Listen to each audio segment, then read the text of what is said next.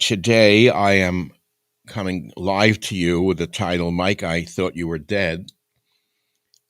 Many people thought I died a long time ago, but no, I'm actually alive, and I've been working steadily ever since I left radio a couple of years ago. And as a matter of fact, my Twitter feed is bigger than ever. Facebook's great. Instagram's great. I have 2 podcasts a week with almost 800 episodes, which are all classic. They're wonderful. The Savage Nation podcast. And of course, every Sunday I'm live on Newsmax TV. I'm just here to tell you I'm alive. I'm alive because people think that I'm dead. I was not blessed with wonderful abs where I could get up here and show you my biceps or my abs or break things or things of that nature, but I was blessed with the ability to see things. And I'm still here, and I want you to know I'm still here. I was banned from YouTube for a week. I guess that's what I mean by Mike, I thought you were dead. So if you want to know when I go live, it's kind of when I have the mood and the energy, which is now. So first of all, subscribe and click the bell icon if you're.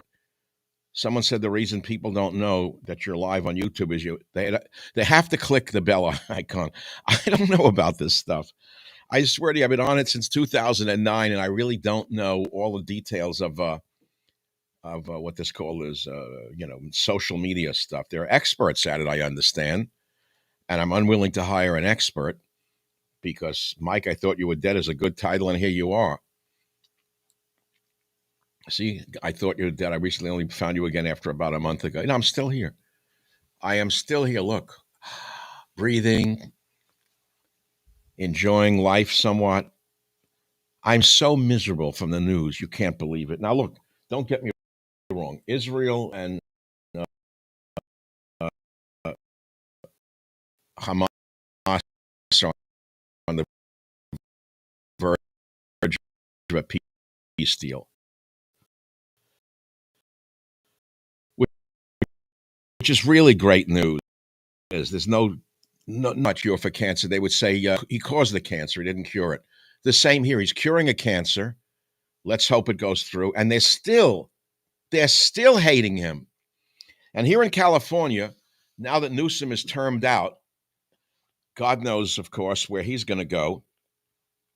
They have a creature that I didn't even know existed. And I've lived here since 1974. There's this obese creature called Katie Porter. I never heard of her. I didn't know who she was. And this beast of a woman, now don't get me wrong, I don't care that she's a fat pig. There are nice fat pigs. This one is an evil one. So I wrote a poem in her honor this morning because of the interviews that have been seen. And it's short. I think it was worthy of Jonathan Swift. It's on my Twitter feed, @ASavageNation. Katie was portly, but that's not all. Her vicious mouth caused a great fall. Get out of my shot, she screamed at her maid, and then there were none to come to her aid.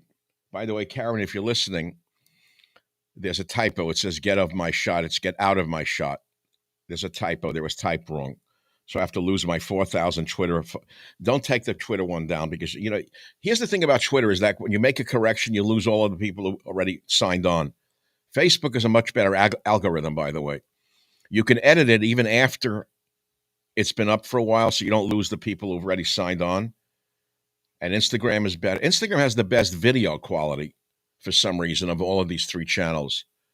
I don't know, maybe they've been around longer or whatever.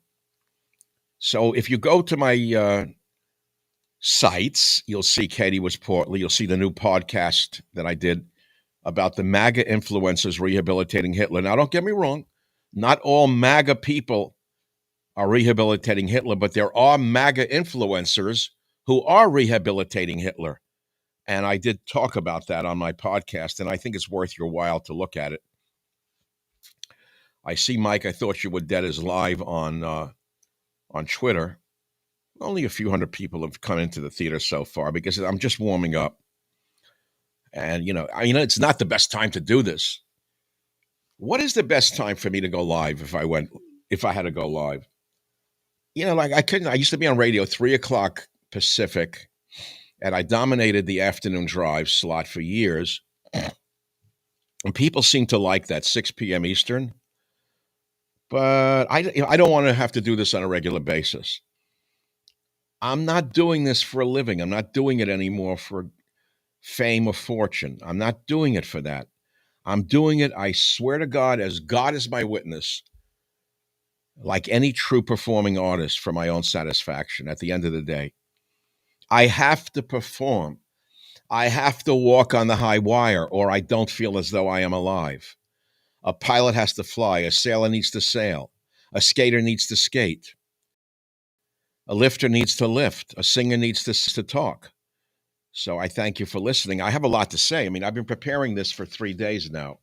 A big stacky file here of stuff I want to talk about in no particular order. So let's begin at the beginning. So my most recent podcast is Mike, I Thought You Were Dead. That's the title. My most recent podcast is this one. I may as well talk about that subject of the Jews. Mike, I Thought You Were Dead. So my most recent podcast was this one here. Where is this? It's on top. The MAGA influencers are rehabilitating Hitler.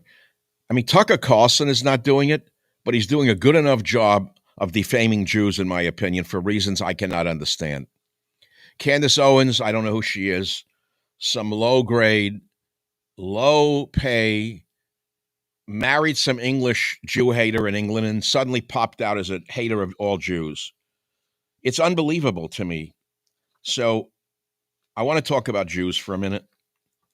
And here's what some listeners have sent me on why losers hate Jews. Candace, this is for you. Lee says, I never understood why anti-Semitism deserved such overanalysis. If the Jews weren't traditionally educated, successful, and self-empowered, if they were standing on the breadline, no one would give a shit about it. One, hatred is born of envy. Yes, Lee, that's right. That's what Candace Owens is and all of the other Jew haters. Janet Nadler says the most productive Jew, because I kept asking, how did we go from Einstein to Epstein in one generation? So Janet Nadler says the most productive Jews today are in technology, finance, and theology. Sam Altman, Larry Ellison, Mark Zuckerberg. In finance, Ira Renner, Bill Ackman, and some other people I truly never heard of. I'm not trying to debase them. I don't know who they are. But so those are some of the people who are doing good things for society. And then you get the ignoramus people who say they're Christians, who exhibit no tenets of Christianity. All they do exhibit is hatred. And they say Karl Marx was Jewish, Trotsky was Jewish, Stalin was Jewish. Well, they're all wrong. Karl Marx his family converted to Jesus before Karl was born, which means that he was not Jewish. Trotsky's family was technically Jewish, but Trotsky was educated in a Lutheran school in Germany. Joseph Stalin was Christian, who went so far as to study to become a clergyman, in case you don't know it. Lenin was a baptized Christian as well. So, be careful with what you say, Candace, and the other, those amongst you who are uneducated adults, by the way. And now on to another subject here on the Savage Nation, now that we've covered the Jewish question. Fatso Pritzker says President Trump deploying troops to Chicago is due to his dementia and obsessive fixations. I would say that's a little bit of projection. I think Fatso is projecting. But I looked into this issue of troops in Chicago. And I looked into deploying National Guard troops to Chicago and Portland. And they're saying that it's illegal. Well, it's not illegal, by the way. It's been invoked before. Trump said of the law. The Brennan Center for Justice, which is a super left-wing organization, said that the Insurrection Act has been used 30 times before, starting with President George Washington to quell the Whiskey Rebellion of 1794. Now, we all know about the Posse Comitatus Act, which prohibits using federal troops on our soil. However, the Insurrection Act is an exception to Posse Comitatus, and in fact allows a president to deploy the military to suppress rebellion or insurrection when enforcing federal law becomes impracticable. Now, the last time the Insurrection Act was invoked was by President George H.W. Bush during the LA riots of 1992 with the support of California Governor Pete Wilson. It was also used by a Democrat in Chicago in 1968 by President Lyndon Johnson to curb rioting over the assassination of the Reverend Martin Luther King Jr., with the backing of Democrat Mayor Richard Daley and acting Governor Samuel Shapiro. But the last time the Insurrection Act was used, and invoked rather, over the opposition of a sitting governor was in 1965, when Johnson used it to federalize troops to protect civil rights marchers in Montgomery, Alabama, over the objections of segregationist Governor George Wallace. You should also know that President Dwight D. Eisenhower, one of the great presidents of all time, who the left has not yet gotten around to destroying, like they have the great Americans and great leaders such as Winston Churchill, they have not yet gone after Dwight D. Eisenhower.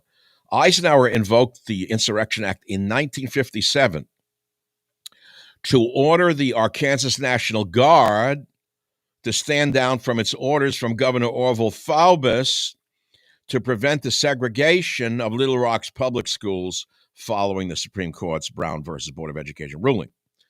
Eisenhower also deployed the Army's 101st Airborne Division to protect black students attending classes. I don't think you know any of this. So this slob of a man, Pritzker, who never worked a day in his life, he inherited a fortune from the Hyatt family, and all he's done is espouse hatred, and he's threatening to leave the National Governors Association because he hates Trump. I don't even want to go into his alleged reasoning. But Fatso's going to get nowhere against Trump, I can assure you. And I personally hope Trump arrests Pritzker and the gangbanger mayor of Chicago, who, as far as I could tell, looking at the mayor of Chicago, Johnson, whatever, Brandon Johnson, if this guy's not a front for the mob in Chicago, I'd like to know who is. It'd be like Al Capone is running wild in the streets of Chicago, and you see an Italian-American right from one of their families as the mayor and say he has nothing to do with Al Capone. Are you joking? How could you not put two and two together? Why they oppose troops in Chicago? Because it interferes with their business. It's bad for business. If you bring troops in to kill crime and the money isn't being kicked up, they're out of business. At least that's the way it looks to me. I don't know. Maybe you don't agree with me. That's the way it seems to be to me.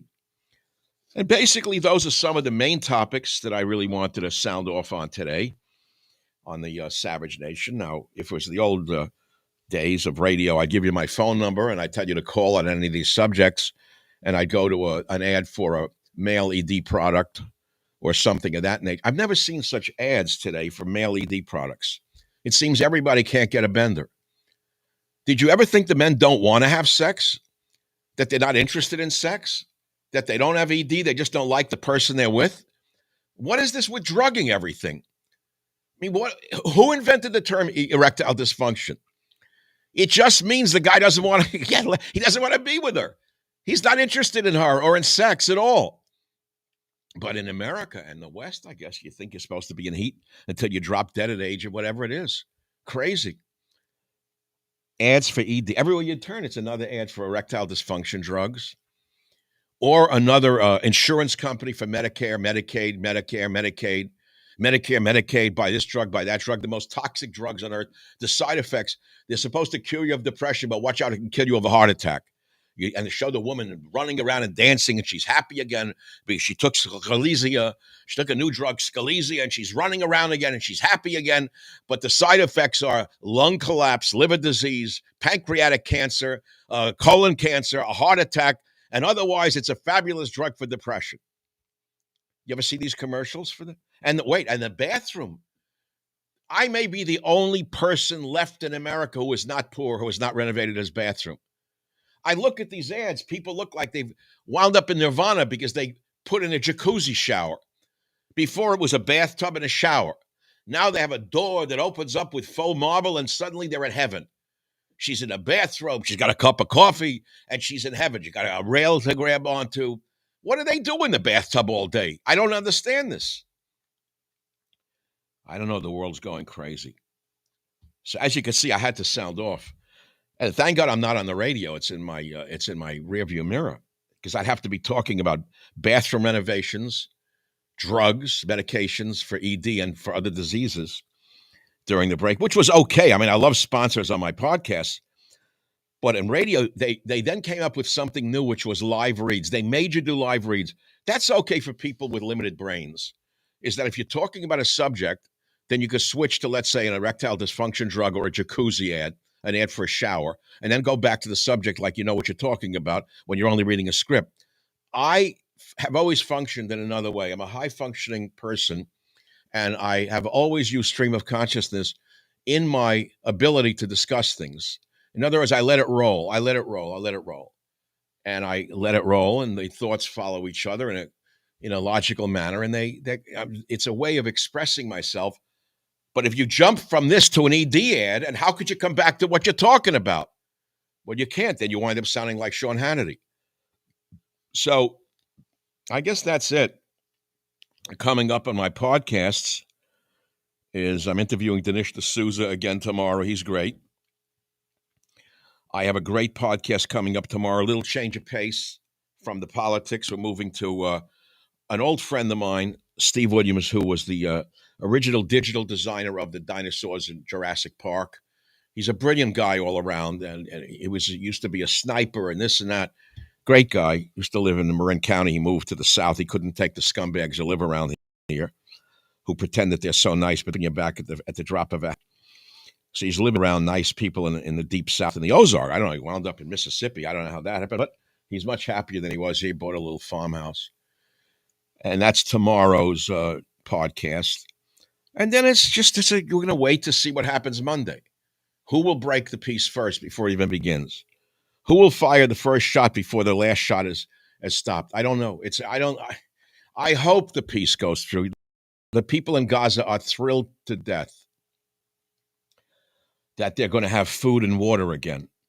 Horrible to see those pictures. You talk about the worst PR in the history of the world, to see starving people in Gaza. They don't even have a drop of water to drink. I mean, we're not blind, BB. Cut it out already. I mean, I'm for term limits, personally, in every country on earth. Any country that does not have term limits has a dictatorship, and that includes Israel. End of story. Just end the story, beginning and end the story. Why? Because the great British writer wrote Power Corrupts, and Absolute Power Corrupts Absolutely. Lord Acton wrote that. We have term limits, which were instilled after FDR had 3 terms. They said, okay, 2 terms only. And there's a reason for it, because power tends to agglutinate in one place or condense in one place. And then you have a one-party system like we do in California. Thank God we have term limits here, but it's not going to be any difference if this beast Katie Porter wins, because they've got all the illegal aliens who they're giving free benefits to that they don't deserve. What chance do we, the taxpayers, have in this state? It's naked, unbelievable communism. And the lowest of the low is Adam Schiff. I watched him the other day during those hearings. Here's a guy I really wanted to reach through the screen, grab him out and say, Adam, it's Jews like you who brought about Hitler. But I wouldn't say that publicly. I would say, Adam, it's Jews like you, your face, your attitude, your hatred for Americans. It's Jews like you who brought about Hitler, you son of a bitch. Shut the hell up. But, I couldn't say it because he was only on television. But I guess I kind of just said it. Adam Schiff, you're the type of Jew who brought about Hitler. And that's coming from a Jew, Michael Savage. You're the type that destroyed the Jewish people before. You're the type of crucified Jesus. You are the Sanhedrin who said, yes, crucify him. You are so evil, Adam. It pours out of your very skin, I thought to myself as I looked at him the other day. Now, I understand that some of this is controversial and you don't want to hear it, and I'll probably get knocked off YouTube again for something. I don't know. I'm just telling you what I think, and I guess that's not legal anymore. So I've covered quite a few little subjects here, from the Insurrection Act, National Guard, why losers hate Jews. And as I just said to you, amongst all peoples, there are good and bad. My mother taught me that. And amongst my people, there's a lot of bad. To me, exemplified by Adam Schiff.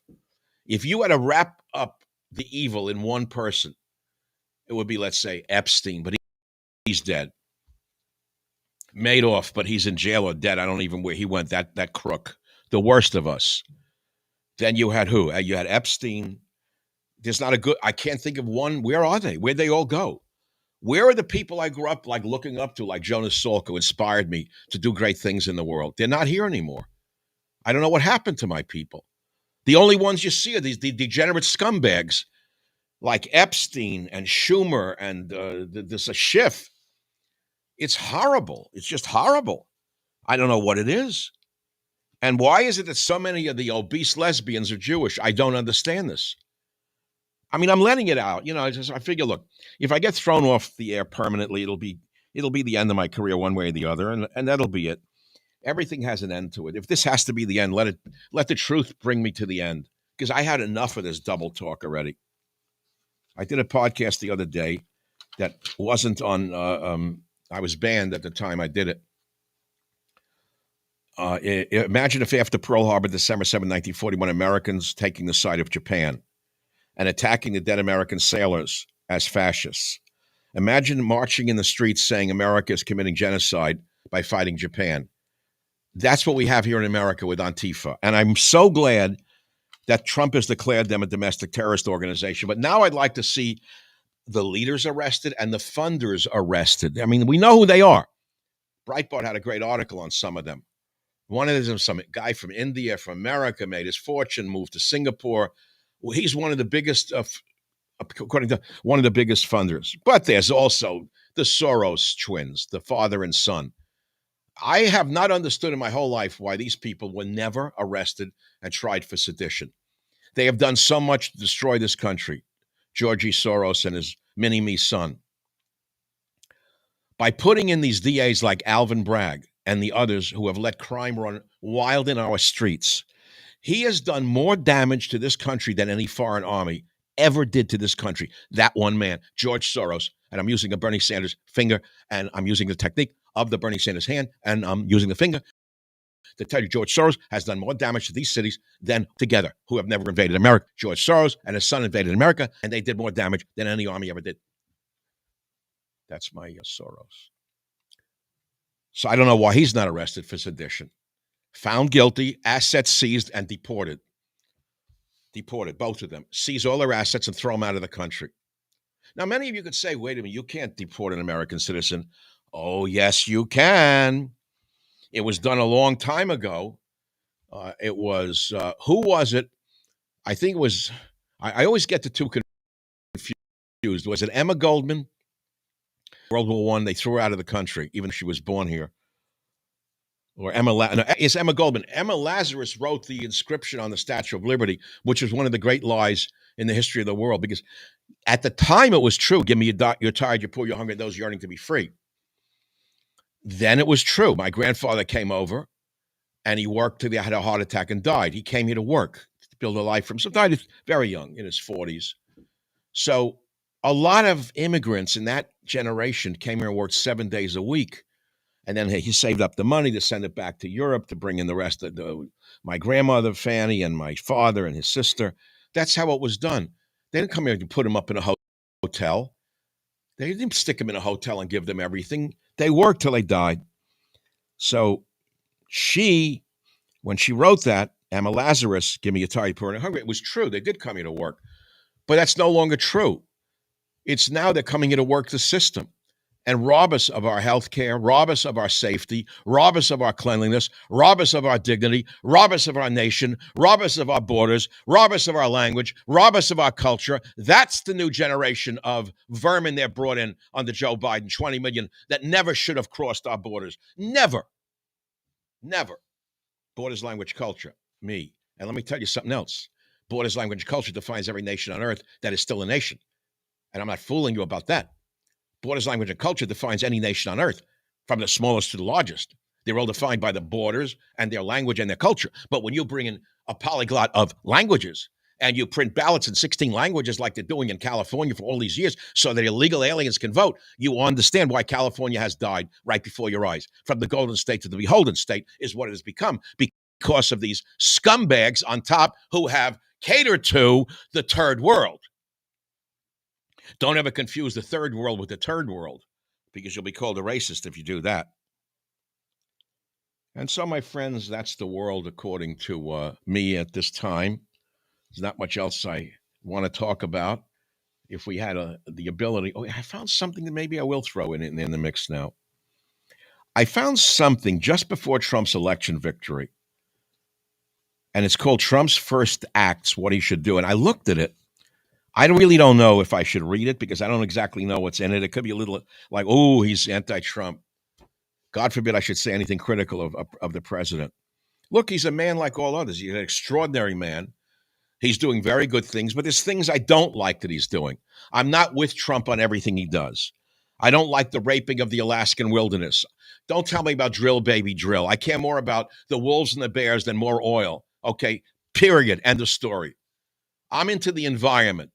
I'm an animal rights activist.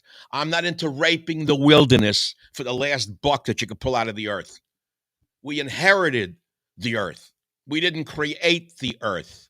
And our job are shepherds, to be shepherds of the earth, not exploiters of the earth. So when it comes to the environment, no. Me and that nonsense are on two different worlds here. So having given you the prelude to Trump's first acts, before Trump's victory, I'll read it now. I'm going to take a big shot at this. All right. Welcome to the Private Michael Savage advice column for President Trump. Now, remember, this was written before he was actually president. And I said this, we all know that there was this victory in Iowa, which I don't pay much attention to because Iowa is really not truthfully predictive anymore. It's not Abe Lincoln's time, but it's significant from the Republican point of view. So the fact is, I was the first to endorse Donald Trump in April of 2011. And we sent this archive clip to a very important person in the media. And he sent back a note which says, that would be great if Dr. Savage can add some commentary or insight on the importance of Trump 2024 victory for a much needed national and global recovery from the Biden administration's policies and anything else he thinks is important to highlight. I think it will make for a very informative and engaging article. So I'm going to do that right now, folks, and I'm going to begin and make it very straightforward and very simple. This is an old one. I don't think you've heard this before. Where would I begin in giving advice to President Trump? Of course, he's not going to listen to me because I'm not in the inner circle. So I go to the back of my own book, A Savage Republic. And in the back, advice to the next president. And this was aimed for whoever became president. And here I am. It's a much shorter advice column than in my previous books, 1 page short. 1 page, as I said at the beginning, we can no longer play, number one, we can no longer play defense against the left, so there is no confusion. Here is a summary of my advice to the next president. 1, send a bill to Congress to repeal the 1965 Migration Act, make immigration based on merit again. 2, broker a peace deal between Ukraine and Russia at the soonest possible moment. I would now have to add intervene between Israel and Hamas because the entire Arab world is now incensed, wrongly, of course, but Israel needs to stop the action almost immediately. This was before Trump became president. You got what I just said? I advised institute strict quotas on all immigration, legal and illegal, for 5 years. Deport all the millions that Biden has invited to invade this nation. It can be done. I mean, I wrote that this year. Now Trump's saying deport. Everyone's hearing it. Enforce the 10th Amendment as President Trump did in leaving COVID restriction decisions to state governors. Give states the widest possible latitude within the law to assist in enforcing immigration law. Support Thomas Macy's bill to abolish the Department of Education.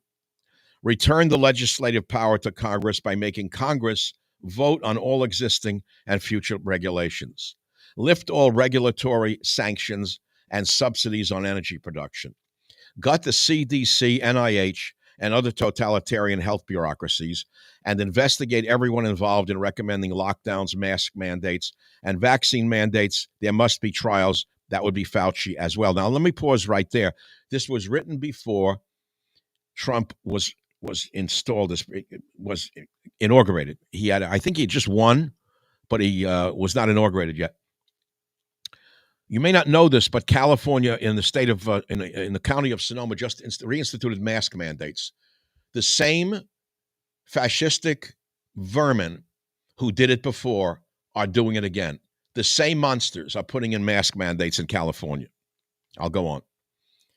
Advice to Trump before the election: order all federal gun regulations in violation of the Second Amendment rescinded. Return gun regulation to the states. Limit the intelligence agencies and State Department. Fire everyone not needed for genuine intelligence and diplomacy. Withdraw from NATO. Retool the military into a fighting force, not a social force. Well, that's a great line because he's doing that. Change the Department of War. I said retool the military into a fighting force, not a social force. Veto any budget that is not balanced. Yeah, good luck. Both parties are just, living on the fat of the land.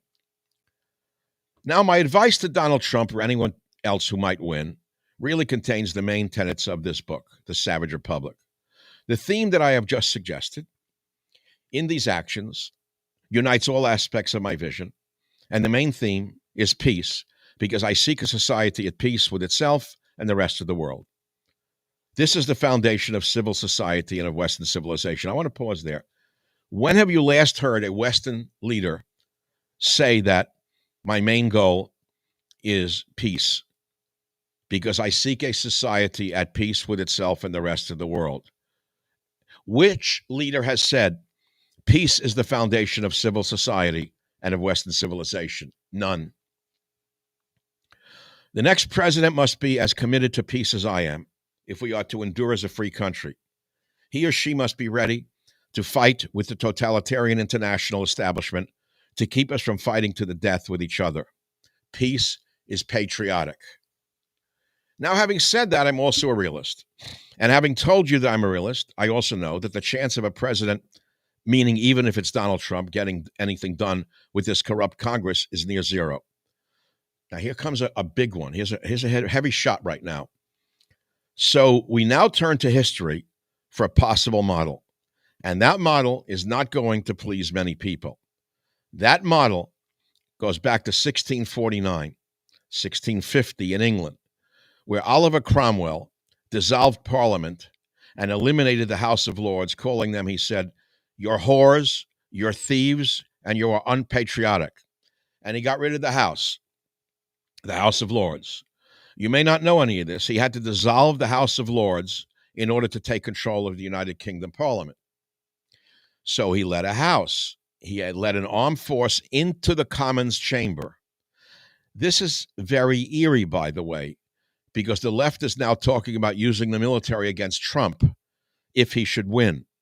Well, the exact opposite was done in England, as I just said to you, by Cromwell.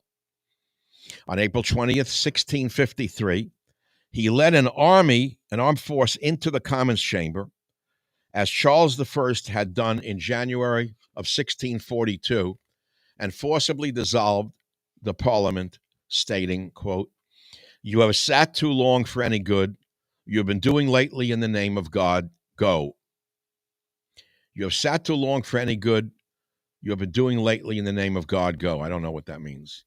And in its place, after dissolving the Parliament, Cromwell established an assembly called a nominated assembly in July of 1653, known as the Bare Bones Parliament. There were 144 members of this parliament who were not elected, but selected by the army officers for their godly religious fervor. And this hand-picked group did satisfy Cromwell's wishes to a certain extent. But it actually scared Cromwell and his colleagues with some of its actions and measures for social and legal reform and for its hostility to the army itself. So what happened next was early in the morning on the 12th of December, 1653, while many pious members of Parliament were at a prayer meeting, a group of army supporters led by the General John Lambert got together to vote to dissolve the Parliament itself, and they put forward this new constitution, the instrument of government, which placed sovereignty, quote, in a single person and a parliament, unquote, meaning a dictator. On 16th of December, 1653, Cromwell, the single person intended, was installed as Lord Protector of the realm. Do you think Trump would use the military to become Lord Protector of the realm of the United States of America? I hope not. Do you think that the liberals will foment a military coup against Trump if he wins? I pray not. This is Michael Savage signing off with his advice to the next president. This was written before he was elected, actually, and it's contained in my book, Savage Republic, which I believe is somewhere around here. I can't put my fingers. I didn't plan this show as well as some might think. I just have notes and I have ideas, and then they all come together. And right now, I don't have the book I want to show you. It's called The Savage Republic. It was published a year before Trump won. But it's quite chilling what I just delivered to you before Trump's election victory, as a matter of fact. And there's a little history lesson can be found in A Savage Republic. I can't put my fingers on it. But I think it's worthy of your attention of what happened in the world and what could happen in the world, given what is happening in the world. And that's really all I have to say today. Again, I wish I could take your questions, but it's the one thing I miss from radio is the callers. I was told by program directors I had the best callers in the country. For one reason, he said, was because you actually listen to the callers and you reason with them where you can. The others don't even listen to the callers. You just take them to fill up dead air. And I had a great call screener named Doug Lynn, who has since retired. He got sick and he had to leave the company. He's working in the private sector now. I called Doug yesterday and asked him how he's doing. And he's not doing call screening anymore, but he was the greatest call screener. Yeah, one thing that's missing on the internet is calls that could come in, live calls. We looked into it. But, it would just distract me in some way, but it would be fun, to keep it alive. It's a good way to keep a show going is with callers. But given that I do these things live and off the cuff with a few notes, not knowing exactly where I'm going to go. I didn't really know when I was going to do this. I've been holding this show, Mike, I Thought You Were Dead, for a few days now. I wanted to do it the other night. Then the news started to get too hot. And then I got depressed again by the world's events and by my own personal stuff. I've been dealing with them. I don't want to call it a medical situation. I did hurt my leg very badly 4 weeks ago. And I'm a guy who needs to exercise every day. I'm like a horse, I shouldn't say like a horse. I'm sort of I'm like an animal in that sense that needs to be fed properly, meaning I need to eat right. I need to exercise properly, and I need to try to keep my mind clear in order to function at all. Never mind function perfectly or well. And when I had that fall, it wasn't a real fall. I was getting off an old bicycle that I had rehabilitated and had the shop put on a seat and left it up 4 inches too high. I rode it well. When I stopped the bike, I got off and I was lifting my leg and I hit the seat and I lost balance as I was on the ground and fell over. And I tore my hamstring and my adductor muscles. And, it's a little thing. Believe me, it's not a big deal, but it's a big deal to an 83-year-old man who's in very good health to not be able to walk and to have pain, which immobilizes him. So I'm back on my feet. I had a chiropractor come up from LA, great guy. He did a lot of work for a couple of days, and then body heal itself. If you kind of give it the right direction, if it's not a catastrophic auto wreck, okay. Like last night, I watched a UFC fight. I never saw anyone take a beating like this kid did in this fight. I don't even know their names. I don't remember the fight, but I saw a kid in a ring with another guy. O'Malley was the guy who was beating him. I don't know the other guy's name. I looked it up. I couldn't remember it. This guy was hit in the head like 400 times by O'Malley, by the feet, kicked in the head, punched in the head. No matter what happened, he wouldn't go down. I don't understand how a human being can take that much abuse or physical punishment without dying. So all I could think about was, here's this kid in his 20s, a UFC fighter, and he's getting the crap beaten out of him. I mean, he's kicked in the head. He's punched in the head hundreds of times, and he won't go down. His face is bloody. He won't quit. With 30 seconds left in the last round, The referee stepped in and stopped the fight. And I said, "Oh, why did he stop the fight? He was still on his feet." Because the referee, he was a black guy, I don't remember his name, he was right. He was watching them close up. He was an ex-fighter himself. He knew that one more punch could be fatal, that could have destroyed this kid and destroyed his brain for life. It was like how much can a brain take? So I'm saying the human body is astounding in what it can take in terms of physical punishment. When you are young, you can handle an awful lot. That's why the young become paratroopers. I have friends in their 80s who were in the 101st Airborne or the 82nd Airborne. I wasn't. I'm a civilian, but they're my friends, and they respect me, and they're great guys. And they're in their late 70s, one, and the other guy in his late 80s. And both of them have leg problems, ankle replacements, knee replacements, hip replacements from jumping out of planes with 80-pound packs. I mean, they drop from 15 feet with an 80-pound pack or something. Of course, when they're 50, 60, 70, it's going to catch up with them. So, just injuring my leg a little bit on a bike can teach you a lesson, which is that it goes back to my great line from the movie I was in with John Voight, that one scene when he looks at me and he says, "How are they biting tonight? How are they biting, Ezra?" And the Ezra the fisherman, look over and say, "Biting? The flies are biting more, John. But it's good to have faith, because you know what God says? God can change your fate in the blink of an eye." Well, yeah, in the blink of an eye. Car wreck, diagnosed with cancer, heart attack, sibling dies, child gets cancer. You talk about the blink of an eye, a bee flies in your eye with the blink of an eye. Or hold a subway door open for a stranger with a samurai sword, like happened in New York. Just hold the door open for some maniac and he'll kill you by beating you to death. That's America today. And I'm glad I'm here with you. I'm glad we had some time together today, but I don't want to extend my stay. There are other things that are inside me that I do want to talk about, but I think I'm going to reserve them for better timing. I'm going to wait until the peace deal goes through on Monday and Tuesday. Let's pray to God, that it goes through. I had this to show you. I want to show you something. Okay, so big deal. It's just the branch of a tree, right? We were pruning some trees in my yard. So you look at the tree rings. And so this tree is about 10 years old. Actually, this branch is 10 years old. The tree is closer to 20 years old. It's a very invasive Italian oak of some kind. It's just going to knock my fence down. It's one of the toughest trees I've ever seen in my life.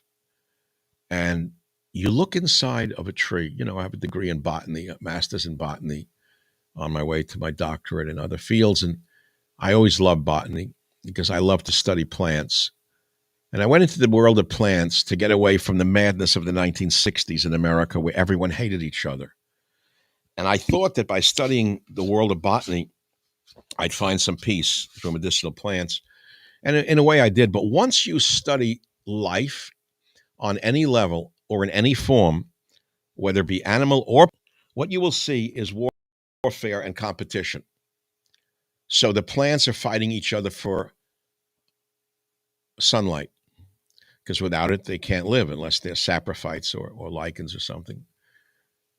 So they're fighting for light. So one tree puts out a leaf over the other tree's branch, and the other one throws up another twig and they're fighting. If you did it in fast motion, you'd see the battle going on. And then you listen to the birds. I'm an ornithologist, an amateur ornithologist. I love watching the pelicans. And then one day you wake up and you realize that the tweets that you hear, they're not a little bird singing in a Disney movie. They're alarm signals. They're screaming. They're screaming. They're in pain. They're in fear. And when you get that stuff into your head, at a certain point, you go crazy from the world that we were born into. We come from another world. We are one with God, according to my learnings and my teachings. We're not in the bosom of God. We are a piece of God in the other world. And then we are cast down into a form, the form of a human. And the first thing we do is cry as a baby because we know we're in hell from the beginning. That's why babies cry, because they were cast out of heaven. It's a somber thought, isn't it? Maybe it's depressing. But I'm telling you, this is the world we live in. And if you don't teach your baby to be strong and to be tough, which is different than being mean, be strong and be tough and protect themselves at all times, that baby will be stripped naked and thrown onto the third rails of life. That's how I was raised, by a very tough man. And I did a eulogy to him the other day. I think it was called In Memory of an Ordinary Man. It was a wonderful podcast. And I didn't plan it very well, but I showed pictures from the book, A Savage Life, because I had a tough time with my dad because he was old school immigrant tough, and he didn't like the fact that I was growing soft in America, in Queens, New York. So he wanted me to be a little tougher than I was. So he made me do things, go to work with him or whatever. And he taught me about the mean streets through showing me the mean streets of New York. And we talked about it. And I'm very pleased to tell you that all of it is in my book, A Savage Life, which I didn't even know was still in print. It is. For those of you saying, when are you going to write an autobiography? I wrote it years ago. It's a great book with Dead Man's Pants. What year was this put out? My God, I don't remember when was it put out? Copyright 2012? How's that even possible? All memories are traces of tears, Chinese proverbs. Mike, you sure have a way with words. So, Boy in the River, The Porch, An American Gangster in Spain, Pennies for Beethoven, The Speculator in the Garden of Numbers, My Silent Brother, The Fly and the Tuna, Woodchuck Bill, Tippy the Dog, Dead Man's Pants, Sam the Butcher, Coney Island Wax Figures, Louie and His Crazed Monkey. It's really a great book. And I actually was going to read you an entire show, which I'll do another time. I highlighted one called An American Gangster in Spain because I never talked about that one much. I was almost terminated on this earth by being stupid with someone who I should have known better, didn't like what I did. It was Mallorca, 1965. And I think what I'm going to do is tease you that little story. And it begins in Palma, 1966. Been there, done that, guys. Christmas Day in Schatzi's Bar. I'd been there since the summer. I was a regular amongst the expats, mainly English retirees living on pensions, playing at being artists. The eggy taste of Advocat, a creamy yellow alcoholic slammer, was fashionable in the Mediterranean port bar. And I'll go on another time. It's really good. I met all these great, very famous English writers at the time. But in that bar, I also met an American gangster named Max, who had been thrown out of America and was sent to the island to live out his life in exile, or else they would have killed him. That's a story called An American Gangster in Spain, which I will read to you perhaps over the weekend, should I have the desire to do so and think that it is of some interest to you. In the interim, my dear audience of the Savage Nation, if you like what you hear and you hear what you like, click the like button and subscribe and click the bell icon if you're on YouTube so that you will get a notification the next time the inspiration enters my being and I decide to go live for 5 or more. Thank you so much. I'm glad I could be with you. I think we covered an awful lot from Cromwell. An awful lot of stuff was covered just now. There's a lot of dense content here. I pride myself on providing valuable in the times that you choose to spend with me and give you food for thought and thought for food. Thank you very much for being here. I'm Michael Savage, and yes, it's true. Mike, I thought you were dead. Not yet.